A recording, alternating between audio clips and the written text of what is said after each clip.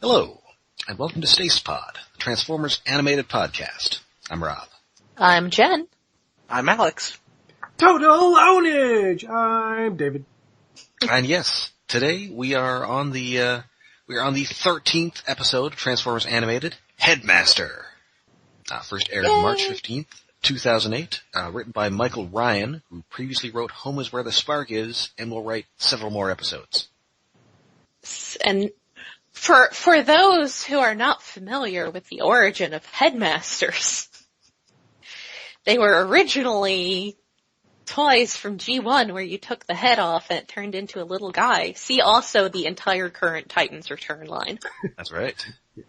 Because it's probably easier to design a toy if you don't have to figure out where its head goes in vehicle mode.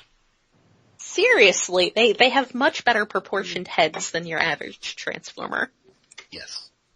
Although the only objection is that they are all kind of the same shape because they are all a little folded up guy. Yeah, it's true. Uniformity is good, generally. I guess. The little They folded seem up to guy. be doing better with it this time around. Yes. Yeah. And bigger guys have helmets so they don't look like hilarious pinheads. I mean, Scorponok had, the original Scorponok had a helmet. And he still kind of looked like, he had a tiny face. Yeah, he had that tiny face. Looked very silly. It's working to varying degrees now. The Voyagers don't all work. No, the Galvatron is not great, but I think, the Sentinel Prime and, their Alpha Trion look better with their head accoutrements. It just gives them a wider head, which kind of works. It works well enough. They're not so big that their head would look ridiculously out of proportion. Yes. Transformers, holding me Transformers, robots in disguise. Autobots wage the battle to destroy evil forces of the Decepticons. Transformers, all as they agree. Transformers, justice goes again. But anyway, we open up on a Sumdac Systems facility where Isaac Sumdac is talking to one of his employees, Henry Masterson. Dude! Because we are back to the DC Comics school of civilian names. No, Yes. it really felt like, is Hank Masterson a Marvel character? It seems so familiar. Hank Masterson. I believe there was a Hank, but... There are a bunch of Hanks. Well, isn't Hank a nickname for Henry anyway? Oh, you're thinking of maybe Eric Masterson. He was Thunderstrike. Oh. I was 90s thinking of Thor someone... who had a ponytail. Oh, right. Someone Yeah, else that's probably with... what I was thinking actually of Thunder Punch of the Neo Knights. Oh. But, And, no. He No, he voiced was by, Lee Gruber, so he was completely different name. and he's voiced by Alexander Polinsky. Yes. He's done a bunch of other voice stuff. He was Control Freak on Teen Titans, who I think was kind of a similar character. Yeah, Basically the same character? very much. He was Chameleon Boy and my favorite, Matter Eater Lad on Legion of Superheroes.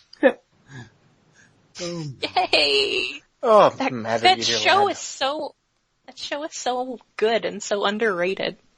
And apparently he was on 100 episodes of Charles in Charge. Was Really? he Charles? He was, no, because that was, wasn't that Scott Baio? Yeah. I think I remember, cause I think, at some point I was following him on Twitter because he just seems to be one of those people who follows a bunch of people, and I was like, okay. But then he was also one of those people who just tweets way too much, and unless you're their best friend, you really don't want to read that much tweeting from them. Now he's not go ahead. But yeah, that sounds, I recall hearing that now. Now, he's not like a crazy conservative like Scott Baio or Charles in Charge co-star Willie Ames, aka Bible Man. Oh. Not as far as I recall. Okay then. I don't think that was why I stopped following him like some people I have stopped following. No, apparently he looks like he was like the little brother or something of Nicole Eggert on that show. Sure, for you people that watch that show. I saw a couple episodes when I was younger. I can only vaguely remember the premise. I'm not entirely sure. You know what I watched when I was younger? Small Wonder. Well, this one definitely didn't have any robots in it. No. Aw. Were we just talking about Small Wonder? Yes, that's why Yeah. Yeah, it was felt it was yeah, worth 'cause, mentioning. Right. one of the writers was. Oh, right. a Yes. writer, yeah. He was like the show or like the head writer of Small Wonder. Huh. That's something you leave off the resume. Although I think much like Small Wonder, Charles in Charge was one of those like direct to syndication shows, which I don't think exist anymore, at least as sitcoms. Yeah, I think Yeah, I those think are those go pretty straight much to YouTube. entirely. Yes. I think that niche got taken over by Sam Raimi stuff, and then kind of disappeared, as basically any show that would have gone into that just ended up on the CW. Yes. I was about to say you were being far too cruel to Jack of all trades, and then I realized you weren't.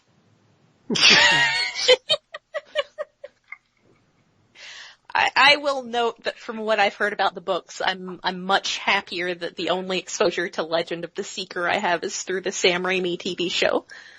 Cause I would hate I like to deal the with, books. I couldn't stand something that actually took all that seriously. Kinda. It got weirder as it went along, and it became very weird once I realized, oh, the writer really likes Ayn Rand. Fuck. Oh. It doesn't really show up that much in the books that's noticeable, other than the fact that it's about magic, and, well, I guess you could imply that, but not many people have. It's weird. Do all the magicians go off and live in their own community, aside from all the leeches of the world? No, there's only one left. Well, and then two. Oh, so Also, it's like Gandalf's spoilers. Gulch? Also, spoilers, the main character who started out as some nobody farm boy ends up being the son of the main villain. Yeah, it's cliched, but it's reasonably well Wow, written. that must have been shocking. I've never heard that one before. And I just realized that the ending of it basically is building your own entire world away from the normies who don't want to have anything to do with magic. Oh my fucking god, I hate the last book now. Well, he's written more since, but I haven't read it anymore. He was definitely one of the writers who was why I was a huge pro-sci-fi, anti-fantasy snob as a teenager. Because in the early 90s, fantasy was pretty bad. It was stuff like that. So anyway. Anyway, Henry Sam Masterson, he is what we called at the time a elite hacksaw. Yes. Woot. Yep. Boy, I am nostalgic for the time when these guys were funny instead of racist. Yeah. Yeah. Back then when it was merely comical. I appreciate his purple emo hair though. The purple hair is great.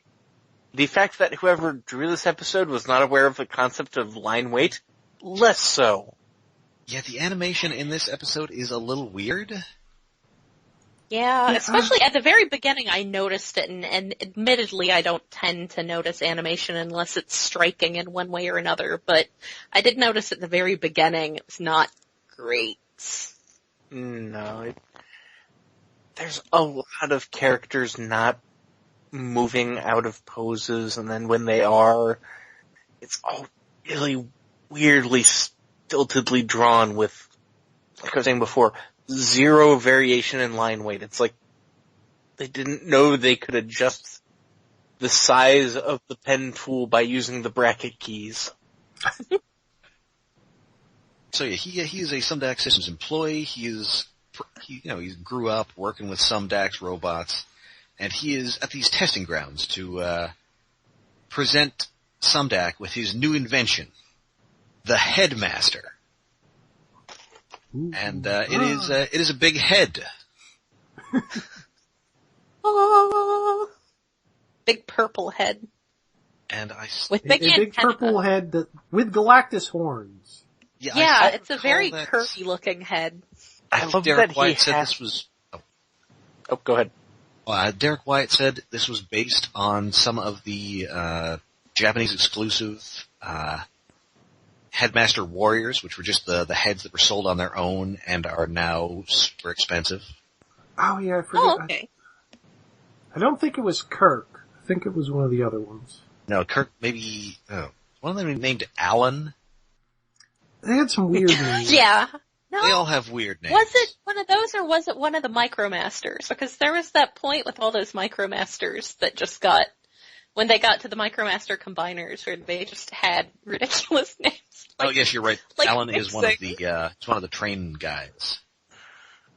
Yes. So he is not a part of the same team as Mixing. Yeah. It does kind of look like a Galactus head though, although it doesn't, the face doesn't move, it has a perpetual little smirk on it, which I kind of appreciate. I love that Henry Masterson has a hat that he puts on before getting in the machine that makes him look exactly like the giant head that he is wearing. Yes. I also love that the jets on the head fold in, and then it deploys screws that screw into whatever robot it's taking control of. Yes. Yeah, he But yes, gets as in this he's thing. giving the demonstration. Oh, go ahead. Oh yeah, and he's kind of got like a supervillain costume already under his lab coat Yeah, which is a weird giveaway. with a big H on. Well, I suppose it's supposed to be like, I don't know, a flight suit or something. Yeah. It's his plug suit. Hopefully not quite as tight. Get in the Headmaster, Shinji. Not quite as tight, nor as underage. I mean, I don't know. I'd feel better knowing this guy was under 18. I mean, Maybe he Yeah, would that's grow up fair. to be less of a shithead. yes. Yeah, fair. Oh, thank God Reddit wasn't around at the time. See, he gets in this thing, they unleash like a kind of cool looking robot drone with a big rocket on it. Yeah, it looks like a really simplified hardhead design. That's a little hard-heady. Or it kind of looks like those Sentinel robots that Shockwave used in the G1 cartoon. The head especially. It's kind of the dome with the one eye on it. Oh, and as David has discovered, the Headmaster in question was Loafer. Oh, Yay! they're so Loafer! Or perhaps I should say, Does he hang upon out further with, inspection, these are loafers. Does he hang out with Panhandler? Loafer, you're the laziest robot on Cybertron. But a penny fits inside him. So yeah, it turns out the whole function of this robot is that once your combat robot runs out of ammo, this head rockets off, lasers off the head of another robot, discards it like the top of a pop bottle, and plunks itself back down into place, seizing control of the robot body. So as he's doing this demo, he uses the term warbot. And Sumdac is very concerned about that. Yes. Very reasonable- concerned that he keeps saying that. Stop saying that word. He's like, Then yes, he uses it again and he's like, yes, continues being upset because he doesn't. Now I'm gonna be depressed because that just reminds me of how we can never have the 3 laws of robotics because so much of robot development is for the purposes of killing people. Sumdac is real Tony Stark in the sense that he does not make weapons and in basically no other sense. Yeah. Yeah. So he's very upset at the idea that he is designing these as weapons. I'm never gonna get my And Marilyn thinking Monroe robot, of- am I? Don't date robots. It was Earth. Anyway, unfortunately, this robot head is very large, and this drone is not that big. So it actually collapses under the weight of its gigantic head and fires off its giant back-mounted missile towards Detroit. Oops. It'll be fine. No one will notice. And I'll also note here that the Headmaster is kind of similar to the Headmasters in Rebirth, in that the guy piloting the head is kind of in a comfy little desk inside, as opposed to hideously contorted into a head. Oh, yeah. Yes, he's got a little cockpit instead of, being hideously contorted. Instead of having his feet in his face after his knees bent backwards. So painful. Which, I guess this is time for the Gurren Lagann talk, or at least the hand waving it away, cause, yeah, that's Gurren Lagann. A bunch of robots that look like heads with arms and legs sticking out of them, kinda like MODOK. And the heroes combine a littler head to a bigger head, and it becomes a normal proportioned robot with a head on top that just has a face on its chest. And you're piloting it inside the head, so... Yeah, it's a lot like this, but it was airing at the same time in Japan, so what you gonna say? Maybe there was Synergy! There was like a third thing that was somehow influencing head-based robot development. Well, yeah, you can go back to Headmasters and... I remember seeing even years before that designs that were like taking like a Gundam head and sticking the Gundam arms and legs on it. On like image boards and things. Which, sort of like a MODOK. yeah, and I think that might have been a reference to like, shoot, I forget what it was called, but there was a robot series that had toys that like shot, BBs or something that essentially looked like a head with arms and legs. That sounds vaguely But familiar. it's a design thing that you would eventually end up at. It's a head with arms and legs. It's like, yeah, it's foreseeable. Plus, this one's more its old Headmaster. It just happens to operate like Gurren Lagann by plugging one head onto somebody else's robot and taking control of it. Yeah. And It so, does do the decapitation first. Yes. Yeah. And so, He's a flying guillotine. yeah, Sumdac is not pleased about this. Because apparently this is like a recurring thing where his employees want to make military robots, and he doesn't do that. And giant killer cockroaches. Yeah, that sounds about right. And, I mean, he makes those Ed 209s for the police, but I don't know if those actually have weapons on them. Maybe they're only equipped with He just tasers? has scruffy clothes. Or like rubber bullets or something. Yeah. So they're not going to, Not pulp giant a guy like in RoboCop.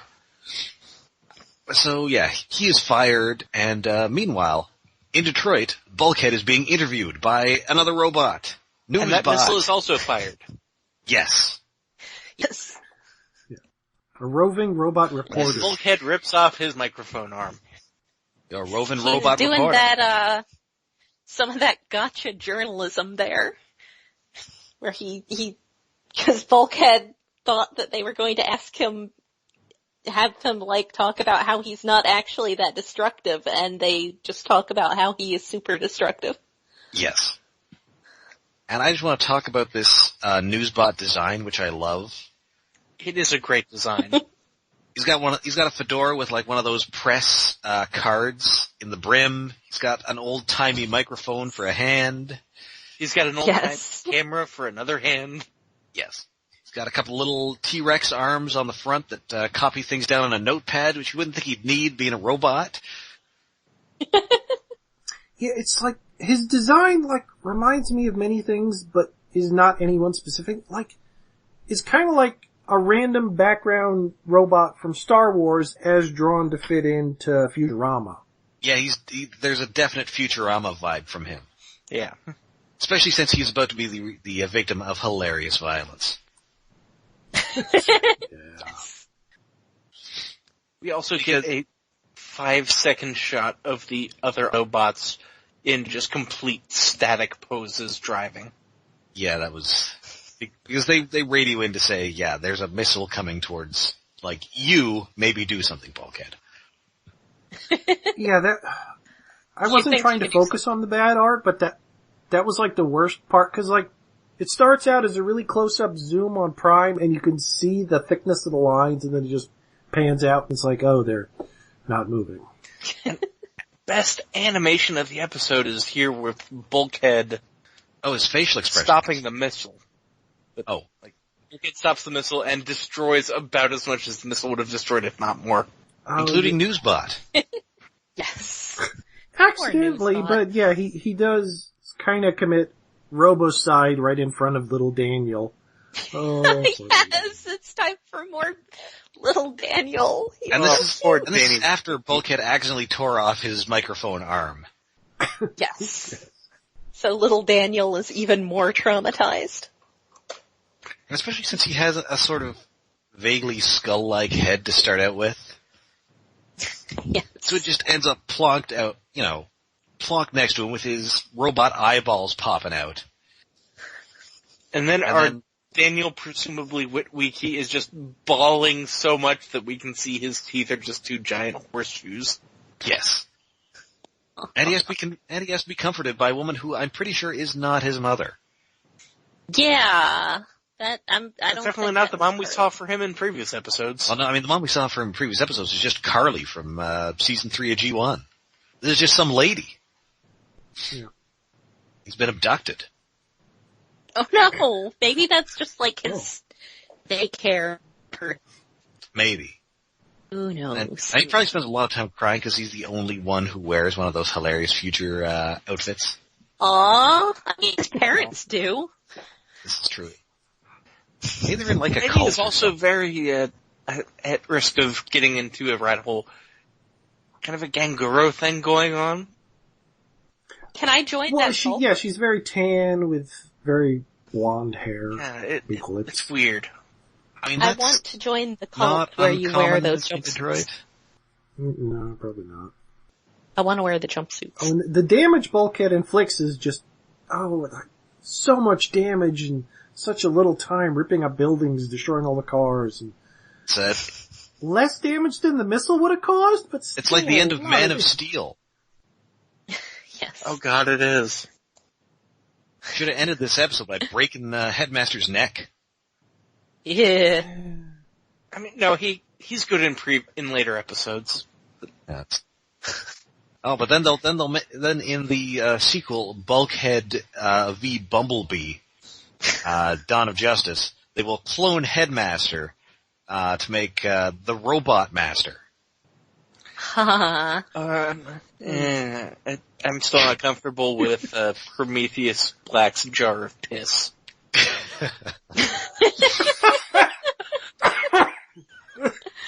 I mean, he probably pees acid too.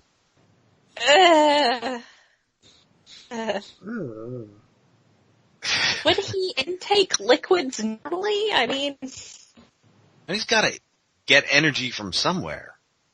Maybe he just drinks vinegar and lemon juice. And probably Mountain Dew. Oh god. I mean, it's kind of the color of Mountain Dew. yeah. I'm just imagining him experimenting and then finding out the optimal mix of liquid intake is Dew-SA. Oh god. I'm embarrassed to say I'm drinking Pitch Black right now. Aw. Anyway, so we're back at Autobot headquarters. Bulkhead is depressed because he's just now realizing that he is a doomsday machine. Aw. And so Sari convinced him that maybe he should try some art therapy. After she explains to him what art is. Yes, that it is not a Who, for instance. Specifically, it is the Mona Lisa, Starry Night, and Whistler's mother. Although that Oh, comes well- after he demonstrates the ability to act as a old ribbon-style printer. Yes, complete with sound effects. Yes. So good. Yeah, Dot oh, matrix the- sounds. That was hilarious. And the Ben-Day dots, is that what they're called? Yes. Oh, that was nice. Yeah, then it cuts into art history montage! With, Woohoo! Tutorbot. Hey! Yeah. And really good music. There's a lot of good little incidental music that I don't remember in previous episodes in this No, one. I like the montage. He's that. He does some graffiti, which earns the ire of Captain Fanzone, who's just driving by. Fanzone hates graffiti. Well, you know, what's he gonna Really paint? trying to grab paintbrushes is great. Yes. Yeah. Well, starting with little paintbrushes, then a bigger paintbrush, and still not big enough. And he has Bumblebee pose for him in a reference to Airplane. Yes. Yeah, what? So when Ted that's Stryker's so in the good. mental hospital and he's like painting and he has a guy in that exact same pose. Oh, okay, so it actually makes some sense, but Is like, the thumb joke from Airplane 2? that's a weird... I mean, I think that's from that joke is ancient. I'm sure I saw that in like a Bugs Bunny cartoon, but it may very well be in According- Airplane too. And I actually made a note to check TF Wiki because I knew that they would have that noted, and it says that it is from Airplane. Though it does also say that the painting his own thumb thing is very old and has been in many things. It's from Of Looney course. Tunes to MASH. But the pose is definitely from Airplane. It's a good Yes. gag. Sadly, It's pretty no. good. Unfortunately, they can't deepen the Airplane references because Ultra Magnus is not in this episode. Oh. Alas. It's a good thing Ultra Magnus doesn't know how much you hate his guts. And yeah, Bulkhead accidentally melts what I think is a TV with a blowtorch. He breaks a bunch of paintbrushes because he's huge. But despite all this, Sari does manage to get him a gig at an art gallery. Well, okay, I was about to ask how, and it's like, no, she's the daughter of the richest man in town, of course. Well, no, I mean, I think, these are like, remember the Autobots are like celebrities. And you'd go to an art gallery and say, okay, so we've got like this giant alien robot who's gonna make art for your gallery. Do you want to put this in? It's like when, you have a chimp or an elephant or something that paints. Yeah, none of this seems that implausible. Just the only thing that stands out to me is that in the background, all of Bulkhead's previous art experiments appear to be the logo for the 2012 London Olympics. I was thinking it was a color-shifted version of that pattern that used to be on Dixie cups, with the teal and the purple. Ooh. yeah, only it's Yeah. green and brown. But Bulkhead has a little performance anxiety and just runs Looney Tunes style through the wall. He's learning what it is to be a real artist. Yeah. It's time to show your stuff to the world, and you're like, oh my god, he's having imposter syndrome. I mean, this is Yes. perfect imposter syndrome. He's like, no, all of my stuff is terrible, and yeah, he runs through the wall and breaks the wall. And he's going to have an actual imposter problem later in the show. Yes. I'm reminded of a print I've been tempted to buy called The Creative Process, which is a diagram that is just work begins, yellow bar that is 90% fuck off, followed by a orange bar that is like 9% panic, followed by a red bar that is 1% that is do all the work while crying, followed by a black bar that is deadline. Yes. It me. So we cut back to Masterson, who is in his crazy person lair, getting a little Jim Carrey in Batman Forever vibe from him here. Yeah. Because he has used Headmaster units to make a couple of warbots into Rock'em Sock'em robots. One has his face on it, one has Sumdac's face on it, and he knocks Sumdac's block off. A Rock'em Sock'em robot, is that Hasbro? Yes, it is.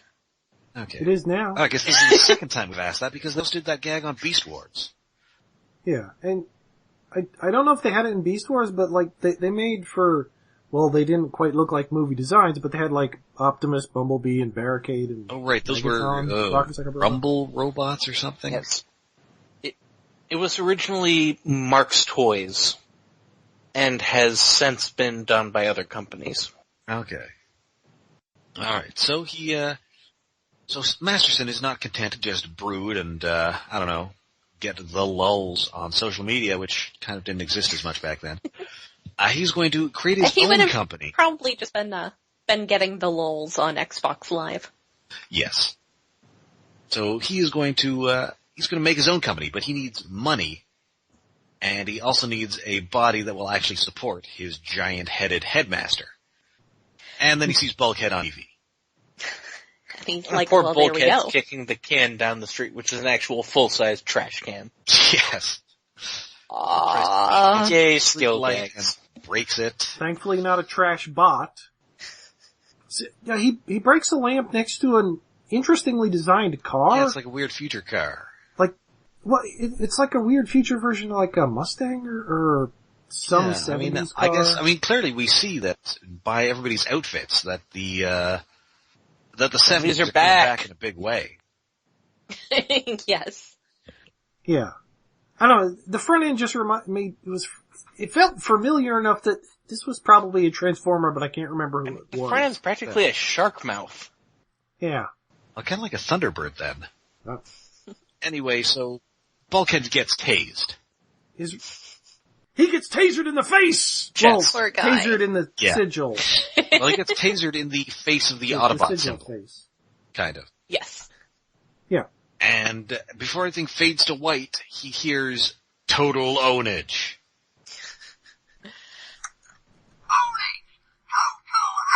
There we go. I want to say at the time that I think by then it had already, on actual, like, internet culture, I think by then it had actually mutated to ponage, but maybe I'm wrong. I think Oh, yeah. probably. Yeah. I always figured it was still said ownage, though. It's just spelled with a P. Because typos. Because people were annoyed by it and then started filtering out the proper spelling. I mean, So Bulkhead then everybody awakes. just went to using the fake spelling. Bulkhead awakes ruins and the he's point. missing something, by which I mean his entire body. He is just a head. Enjoy the body horror, kids. Yeah, Hey, this is where body the boy. episode gets super weird. Like, It's such a body horror thing that is just treated offhand. I mean, it goes I mean, into it's a played for commercial break, I gags, think, for but laughs. Yeah, And I- it is I would very like- silly. yeah. I would like to note that it was significantly less horrifying than it was when it was done in More Than Meets the Eye with Ratchet. Yes. I mean, he doesn't have a spark dangling down from his head. And there's no robot blood here. This is a very clean cut. Yes. Yes, there's that, and that's the weird thing is it's like apparently the connection there is just solid gray. It's not even a thing. I mean, he just looks like one of those heads in jars from, again, Futurama. Yeah. Like there's no circuitry hanging out or even like cut or showing at all They or added any a way. bottom for onto to its connect. head. I think that makes it funnier. Yeah. And it does, yeah. Like, this is a very silly episode, and I think too much, and apparently Hasbro had the same concern that they, heard the premise of this episode and thought that it would be too frightening. But, Derek Wyatt convinced them that it would just be very silly. Well, good. Also, entirely incidentally very silly is the fact that Bumblebee has apparently turned into Bruce Campbell.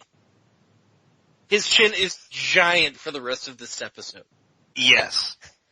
He's, You know. Oh. Chin. doing his best Sentinel Prime impression. Maybe he is.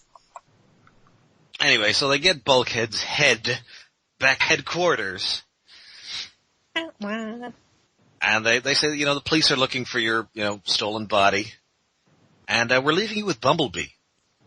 Yeah, and Bumblebee is just absolutely insufferable about it. I mean, he literally uses his head as a bowling ball. It didn't seem deliberate. He does make a lot of head puns, but it's Bumblebee, so it could have been worse. I guess. I mean, eventually, Bumblebee decides, because Bulkhead is clearly kind of upset being just a head, and agrees to act as his hands to make some art for that art show. And so they make a kind of terrifying sculpture that Bumblebee then accidentally sets on fire. Good job. Thanks. Like a light bulb for a head and a big bird cage for a torso. It kind of feels like a Doctor Who monster. It is kind of very Doctor Who. It kind of feels like a cross between Crow and Tom Servo. Oh yeah. I mean, the cage head reminds me of the thing that Crow has on the back of his head. Which is, what is, like a hockey mask? I think so. And then the light bulb head is, of course, very reminiscent of Servo. Just been watching too much MST3K. Well, there's no such thing as that. Oh, Yeah. And speaking of, if you're wondering how he eats or breathes, or other science facts, Bulkhead is, despite being a disembodied head very far away from his body, still alive. Yes. And wearing a hat. Yes. This Bumblebee puts a hat on him. Yeah, so he can be one with his art. So I guess, is his spark in his head? That's the only reasonable conclusion I can draw. Although, I mean, Waspinator got decapitated a lot of the time. Did we ever see where his spark was? I guess not. And then that it had been established, I mean, I presume they have sparks here, but in that they absolutely had been established. I'm sure they mentioned them at some point later. Yeah, they've at least mentioned the spark of life with the Dinobots, but decapitation happened to quite a few people in Beast Wars, like, Inferno, Pterosaur, Megatron maybe even once? Or maybe he was just hanging on by a cord. I think at least maybe he was hanging on by wires in the episode with the flying Energon Mountain. Yeah. So it's not new. Destruction of head means death is kind of a newer thing. Well, it's not destruction of the head, because the head's still there. Maybe well, removal. As long as the spark is still alive in the body, there's some sort of, quantum tether. I mean, oh god, we're getting so far into the weeds here, but now I'm thinking of both Emperata and Give Me Your Face as being slightly less horrifying than the humans. Yeah, but it is horrifying in the movies, though. Yes. I mean, they have so many, bits and fluids in them. I mean, if Bulkhead's head had been removed Michael Bay style, he'd have, his spine and a bunch of robot goo hanging off it. I had managed to forget about Ravage having his spine ripped out, but thanks, now I remember it. Bad kitty. Such a traumatic image. Poor kid. I mean, how else are you going to get a spine out of your cat? Anyway, Bulkhead has his phantom limb syndrome, and yeah. So eventually, Bumblebee puts his head on Tutorbot's body, which sucks for you, Tutorbot. Yeah. Is it specifically? It's a Tutorbot style body, but did they just rip Tutorbot's There head is off? a shot where Tutorbot's head is sitting on the ground next to him. And it's there's static on the screen. Guess I missed that one. So mean to Tutorbot. Oh my god.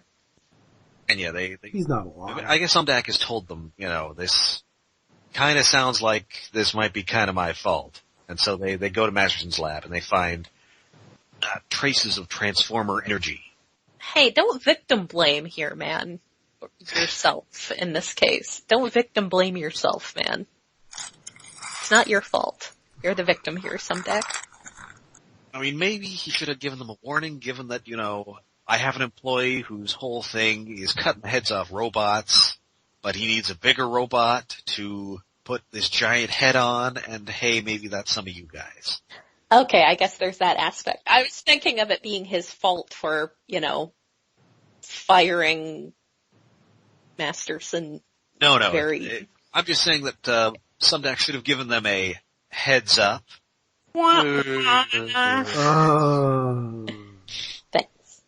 Thanks. Anyway, so yeah, he's getting all sorts of phantom body syndrome. And it turns out that Bulkhead's body, with the Headmaster atop it, has busted into the Detroit Solar Fusion Power Plant. Solar fusion? 2050 Detroit is powered by a miniature sun. Yes. Oh.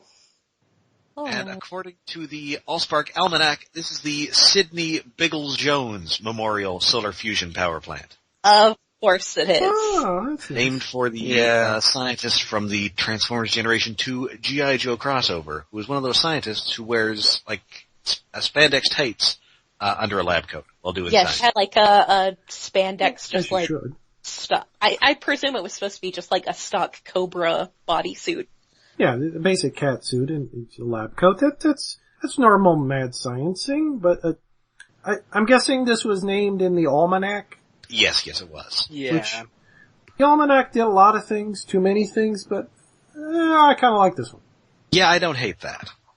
Also because Biggles-Jones is a funny name. That too. Anything that gets that character more exposure, I'm okay with. Yes. Thank you, Well- Larry Hama. We also get an Escape from New York grade CGI turnaround of the greater Detroit area. Yes. Yeah. And this is all reported by the newsbot who has his broken arm in a sling, which is hilarious. Why would he need a sling? He's a robot. He's not gonna heal. It doesn't Robots take time in to heal. slings are totally a thing in Transformers. It definitely happened with Waspinator once. I think it was one of his bug arms in a sling. Okay, fine. But like, this reporter bot was decapitated and had a car crush his torso. I mean, maybe he had spare parts for those, but he didn't have a new arm. It was a special arm. There's only one like it. So I feel like there's a very important thing that maybe Headmaster isn't entirely thinking of here. I think we need to explain his plan. Okay, sorry. So yeah, he's demanding a ransom of $700 billion, to be delivered personally by Isaac Sumdac, or he will overload the plant and destroy the entire state of Michigan, both the Mitten and the Upper Peninsula. Oh man, that's... I would think that he would be more likely to destroy, like, Ohio from there than, Market. It's a very precise explosion. It's just gonna, like, stop at the Ambassador Bridge. Windsor will be fine. Okay. But, okay, so what I was going to say is that this seems like a very poor plan because he's asking for this ransom money so he can start a business, presumably as some sort of military contractor. And who is going to do business with a company that was started on ransom money? Yeah. Oh, I think you're far too kind to the American military-industrial complex. Yeah, that's fair. I mean, you would think it would be easier to just, use Bulkhead's body to rob a bunch of banks? Yeah. I mean, he does want revenge against Sumdac specifically for firing him. This is true. Plus, I guess you're not going to rob $700 billion from a bank. They don't keep that much cash on hand. It's all digital these days. That's a lot of seed capital. Yeah, that's, maybe at that point it's not as much. Well, that's true. We got like 50 years of inflation.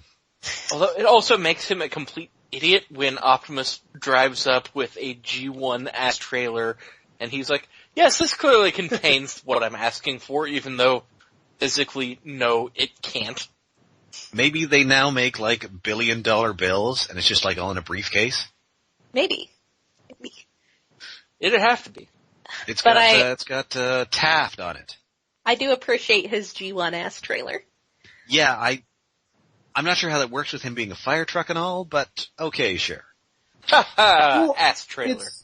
I don't know. It's more given like his rear. he's a cargo van kind of thingy. Because it's shorter than usual. And we got to see the mayor again. That was nice. Yes, Mayor Edsel. Yes. Never speaks. And Fanzone's there too, and Sari is there for some reason.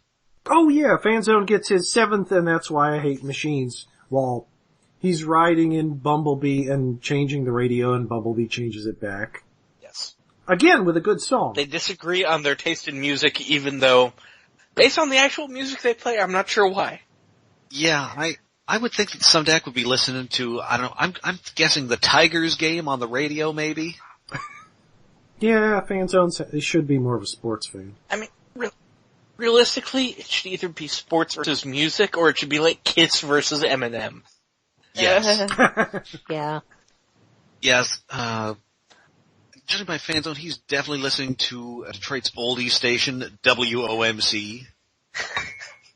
Yeah. Whereas Didn't Bumblebee that Search have, like- is more of a top 40 kind of guy. I was gonna say, didn't that have like some really iconic DJ at some point? You may be thinking of, it had Dick Purton. Maybe. Or you may be thinking of WRIF, which had Big Daddy Arthur P. Maybe that was it. That's Detroit's hard rock station. I don't know. I've drove through Detroit sometimes. And we get Detroit radio out here. I figured. Anyway, so they get in there and they tell Masterson that they've got his money, but it turns out that Masterson, who is now just calling himself Headmaster, is just going to destroy the city anyway, even once he has the money, somehow getting out before it explodes. Just, for the lulz. I don't think he thought this through. No. No? I mean, Not really? say what you will about the American military, I don't think they're going to hire him after he's killed everybody in the state of Michigan. Yeah. I mean, you might think that would count as a portfolio, but no. I mean, voters live there. Yeah. Are there any military bases there, though? Well, I mean, there won't be voters. We know there's a military base there because Lugnut and good Blitzwing landed point, there yeah. a couple episodes ago. I mean, there won't be any voters there after they blow it up. Well, this is true. I guess there'll be a diaspora. Plus, out-of-state Michigan State fans. Oh no. I was just thinking military-industrial complex-wise. Ohio's important because you've got that giant military base next to me. Hey, good job. Plus, the military, they probably use, they don't necessarily, Sumdac doesn't make, war robots, but I bet that the future military has, robots doing the kitchen patrol and, cleaning stuff and probably making, they're robots that make military equipment. Yeah. Oh, yeah. So, they probably wouldn't be thrilled about, and not to mention that there'll probably be a giant radioactive crater in the heartland of America. Because I'm not again, miniature sun. Yeah, well, you're gonna need robots to patrol the radioactive wasteland borders, maybe? I mean, if you're only taking out the Upper Peninsula and Detroit and Cleveland and Akron, who's gonna notice? Oh man, and in Cleveland, that explosion could set fire to the river again. Well, so could Oh, someone yeah. smoking and improperly disposing of their cigarettes, so. Well, this is true.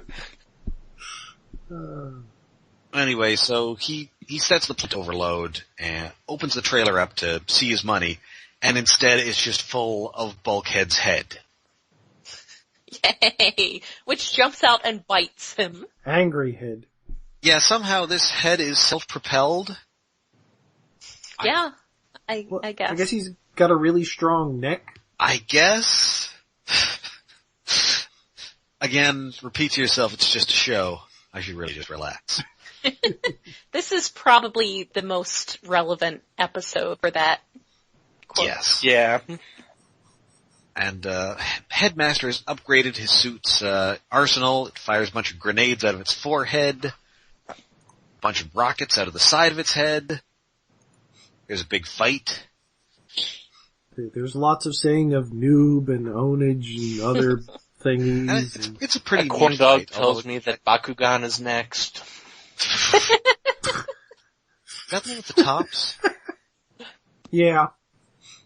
Actually, That was a weird show. at the end, again, I've been watching these on Daily Motion because I can't be bothered to access physical media. Actually, I just installed a DVD drive in my computer. It was very exciting finding it in my parts closet. A SATA DVD drive. Anyway, but the end of the episode, so all of these are hub uploads on Dailymotion, and at the end, the little thing they had in the corner, like some commercial edit thing, was from, I guess, whatever G.I. Joe show they were doing at the time on the hub. Renegades? Yeah, Sigma 6? No, it wasn't Sigma 6. And one of the characters on that was just Headmaster's voice actor doing Oh, wow. a very similar voice. Huh. I guess there was some techie nerd guy in Cobra in that show who had the same voice. Destro, summon the IT Vipers. Oh man. That would be great. I want that job. Would you really want to be tech support for Cobra Commander? Okay, fine. Yeah, it might be too stressful a job. IT Viper, go debug Serpento's hard drive. But be careful, the last guy got a snake through the torso. He went into a coma.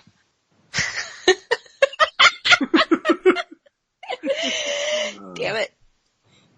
Stupid going at that. Headmaster does a lot of bad things in this episode, but the thing that got me the most riled up was when he says, what's more fun than getting new toys? Breaking them? No! Don't no, it break is your not. toys.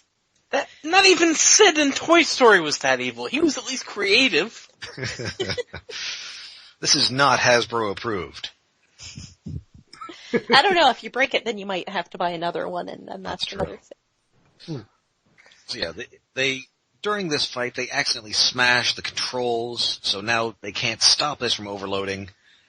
Masterson decides to run away, rockets the head off Bulkhead's body, but Bulkhead uses Prime's grapplers to turn into a makeshift wrecking ball. Yes. He just grabs it in his mouth, and Prime spins him around and throws him. Yeah, earlier he was one with his art, now he's become one with his wrecking ball. Oh, that reminds me of a great line from earlier in the episode where Bumblebee accidentally caught the art on fire. Yes. Where's the fire extinguisher? Attach the Prime! Well, all this going on, the humans are trying to get to, I guess, another set of controls. At some point, Fanzone smashes a control panel like he's the Hulk. Yes, and that makes well, he has a way with machines. that makes the bridge turn. Yes. He is large in this episode. Which is a very video game puzzle. Yeah, this is a very, like, Bond movie power plant. Yes. And you got giant pits, you got a bunch of load control rods.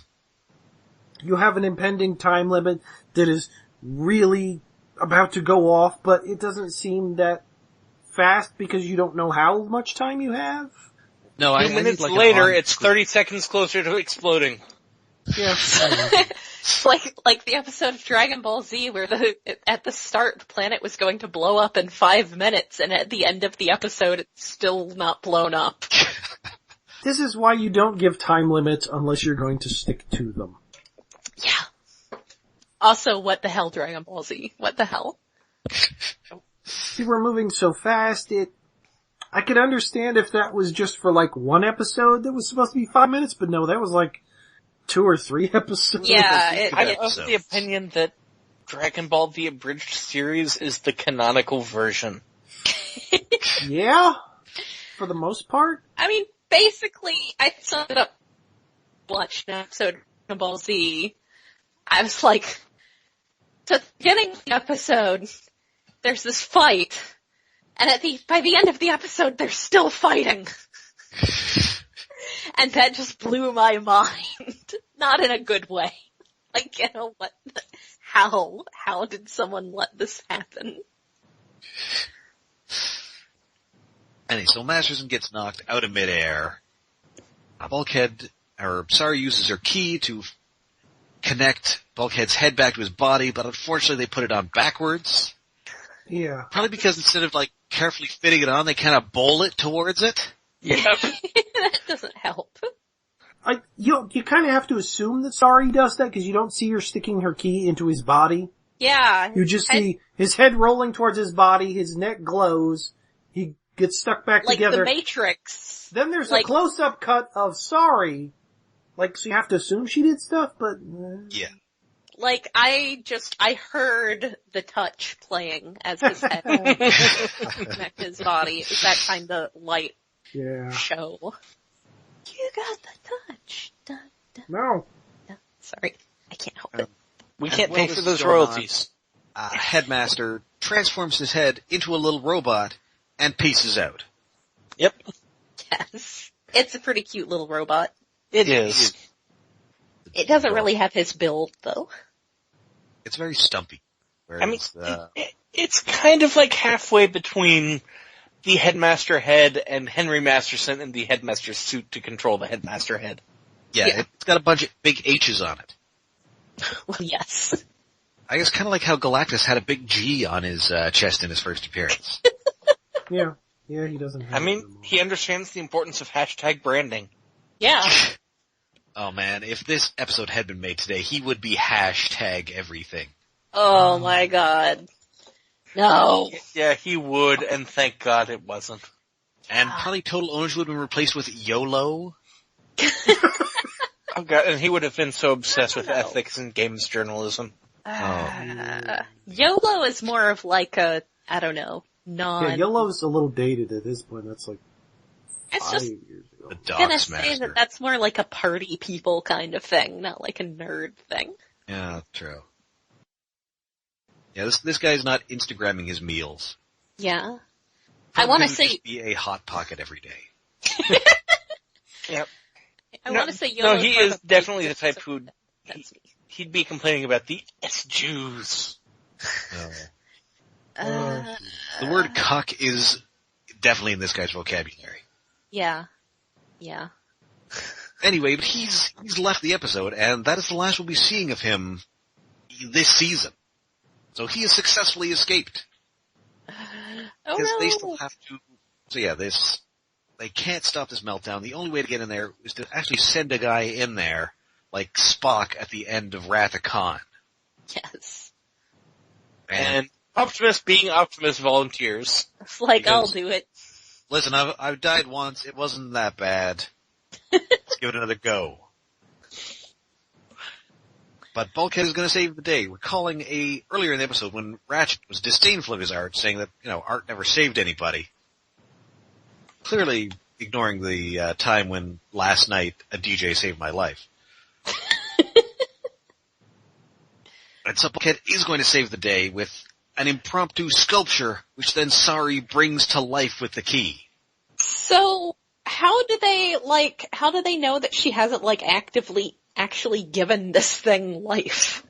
That's the thing. This is a robot born to die in this instant. It's a regular Lana Del Rey.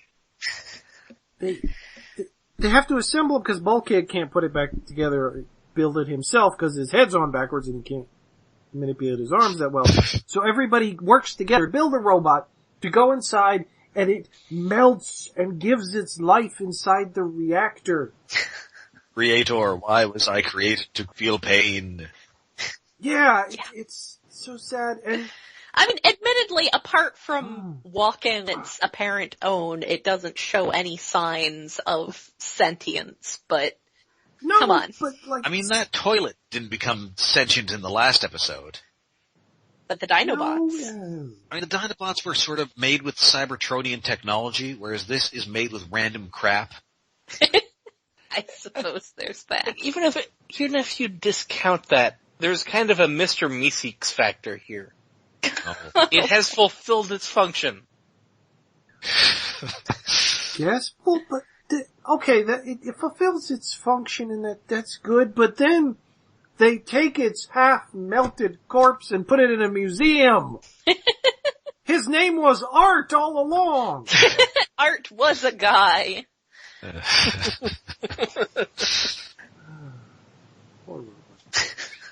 And all I can think of is the Terminator giving the thumbs up at the end of Terminator 2. Yes. But Same. if you dropped Arnie in at the middle of the art center. Well, then you'd have to destroy the chips. You can't do that. But no, this robot couldn't even do that. Its thumbs had melted off. Poor Art. So yeah, it's in there. That melted TV is in there. Yeah, we go back to we cut to Bulkhead's big exhibition. His head is now on correctly. Bunch of people there, which is nice. Come see the crazy alien robot art. And the dot matrix Autobot art is enjoying also the there. Autobot art. Yes. The dot matrix art. Oh yeah, Prime likes that one. I have a problem with the art display, like, the giant sculpture and, others of Bulkhead, like, his art is in there, but there's other paintings behind the robot, and, like, they don't look like the stuff Bulkhead was painting. They're like landscapes and portraits. Well, maybe that's the art that was already on display there. Bulkhead had some time to do other art. But that's not how you would organize a museum. They're not even, like, they're not in the same genre, from the same time period. This was supposed to be a show for Bulkhead. Why is it mixed in with other people's artwork? This is a horribly run museum. I mean, it could be like a commercial art gallery, and they're selling this stuff. Yeah. Yeah, but you don't want to mix it that, like, it's too much of a clash. That's not how you set up the stuff. I mean, maybe if it was all by the same artist, but no, you at least segregate it to different sections of the room. Not like giant robot sculpture in front of classic, like, Norman Rockwell painters. And that is Headmaster. This is a very silly episode. Yes, it is. Silly, and I like how silly it is, but I wish they had done a better job animating it. Yeah, the anime is not. Yeah, a little bit. It's serviceable. The fight scene bits are okay. I mean, I think the action bits are mostly okay. Yeah. It's when it's not action that it seems to collapse back into subpar animation. Yeah. Yeah. I guess they metered out their budget according to priorities. Yeah. Animation budgets, all weird discussions. Planning committees. All about planning committees. Yeah, it's a fun enough episode. We're going to see Headmaster again a couple times, and he is kind of a very, like, Bob Budiansky Marvel Comics villain. Yeah. He's fun. Yes. Yeah. I'm looking forward to seeing how well the Elite Speak stuff has aged, and judging by this one, it seems kind of not aged well, but in a way that's still amusing. But I'm looking forward to seeing his future appearances. And so we will be back next time. We will be back in a week's time, but until then, you can find us all over the internet. We are on Twitter, we are on Tumblr, and we're on Facebook. And we are hosted by iaconunderground.net, where us and our weekly news show, Iacon Underground Radio, are hosted. We have a Patreon set up to help us with equipment upgrades and hosting costs and all that fun kind of stuff. That is at patreon.com/IaconUnderground. And very, very soon, possibly by the time this posted or shortly after, we will have our first Patreon exclusive episode. So yeah, that'll check out our Twitter. be at some point. Within the month. Let's say that. Before the month is up, our first Patreon episode will be. And what are we going to be talking about on this Patreon episode? We're going to be talking about something that didn't even really have any robots at all. There's a robot head at the end. Yeah. That's fair. And there are sex robots. I guess there's that. Robots are cyborgs? I'm not really sure what Anywho. that is. We're going to be talking Guardians of the Galaxy Volume 2. Yes. And Rob will be telling us all kinds of exciting things about who that guy was. I will indeed. And anyway, and you can find Stasis Pod where you prefer to get your podcasts, whether via iTunes or Google Play. Wherever you do, please rate and review us. And if you can't get enough of me, then tune into the Alphabet Flight, a podcast that examines entry by entry the 80s Marvel handbooks. I'm on Dreadnought, Jessica Drew, and Despair. And how is despair spelled again? D''Spayre, because Chris Claremont. That's the most Claremont. Oh, Chris Claremont. I know more about your sex life than I want to. Here. Well, anyway, noobs, join us next time for Nature Calls, where we're going to use the word space barnacles an awful lot. Oh boy. Side note, we're coming up on our 100th episode, 100th official episode. We actually passed 100 episodes counting all the bonus episodes a couple months ago. Write us some damn emails or tweets or something. Yeah, say happy That's birthday.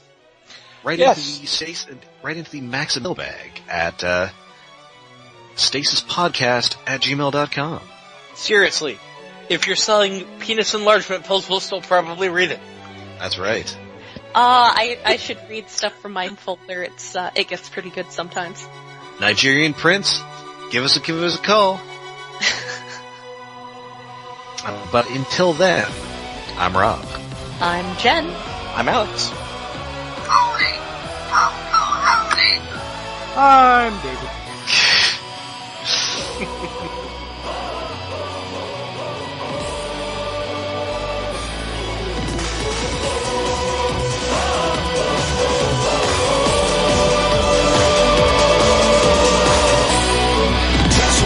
闇の彼方静寂を引き裂き星の眠りを呼び起こすのはどいつだほら目の前弱な魂たち逃げ場はないまっすぐに受け止めろ弱気やそれを承知して僕らは意識組み替えるその手を強く握り互いの絆信で戦え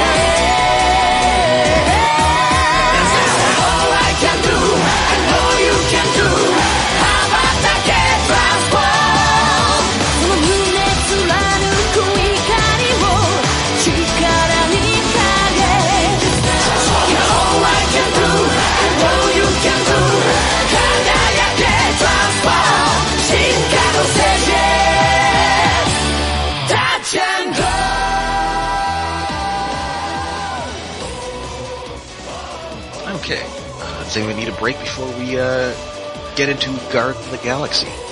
I should go.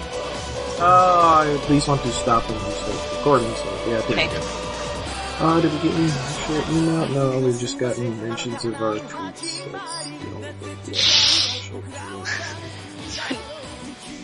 Here we go. Bob, how are you? Hey, my name is Olga.